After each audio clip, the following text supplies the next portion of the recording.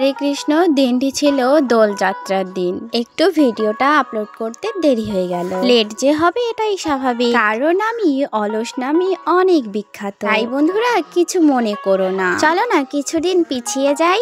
তো বন্ধুরা আজকের ভিডিওটা তোমরা দেখেই বুঝে গেছো যে এটা কিসের ভিডিও। শিলিগুড়িতে যারা বাস করো তারা যে এই জায়গায় যাওনি এটা কখনো হবেই না। আর শিলিগুড়ি থেকে যারা যারা দেখছো অবশ্যই কমেন্টে বলো জায়গাটা কোথায়। দেখো আমিও চলে এসেছি প্রায় অনেকটা দিন পরে আমাদের শিলিগুড়ি বিখ্যাত ইস্কন মন্দিরে। যেহেতু ছিল দোলযাত্রা, অবশ্যই সেখানে মহা ধুমধাম করে প্রভুর অভিষেক করা হচ্ছে। আর এই দুর্লভ জিনিসটা আমি মিস করতে চাইনি, তাই চলে গেছি। আর ভাবলাম আমার প্রিয় বন্ধুরা তো আছেই, তাদেরকেও একটু দেখার সুযোগ করে দিই। হোলির দিন যে শুধু অনেক কিছু খাওয়ার পর রং মেখে ভূত হয়ে পড়ে থাকবো তা তো না। যারা শুধু রং মস্তি করার জন্য হোলিটা খেলে থাকো তাদের উদ্দেশ্যে একটাই কথা বলবো, আমরা যেহেতু সনাতন ধর্মের মানুষ তাই আমাদের উচিত ধর্ম মেনেই সবকিছু নিয়ম পালন করা। যাই হোক, এসব ব্যাপারে বেশি কিছু বলতে চাই না। সবারই বুদ্ধি জ্ঞান আছে, তারা ঠিক আর যেটা ঠিক না সেটা বুঝতে পারে। কথা বলতে বলতে তোমরা বাইরেটা দেখে নিলা, চলো এবার মন্দিরের ভেতরে যাই।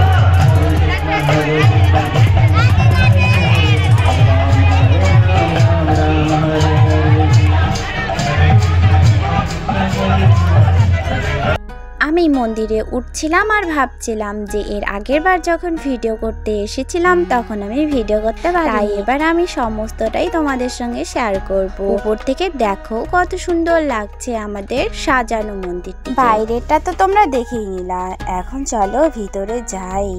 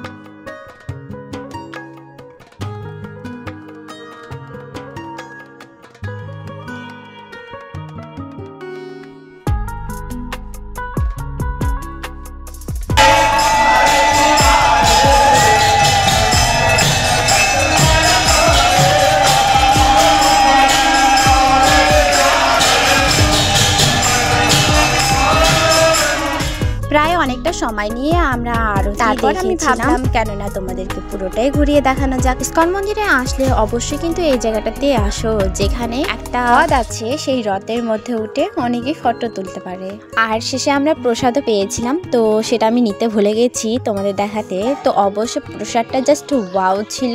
চলো তোমাদের একটা মন্দির দেখাই, যেহেতু এই ইসকন মন্দিরে অনেকগুলো ছোট ছোট মন্দির আছে, আমি সেই মন্দিরগুলো তোমাদের সঙ্গে শেয়ার করতে পারলাম না, কারণ আজকে অনেকটাই লেট হয়ে গেছে। তো অন্য একদিন অবশ্যই দেখাবো। তো আজকের মতো টাটা, বাই বাই। পরবর্তী ভিডিও দেখার আমন্ত্রণ জানাই।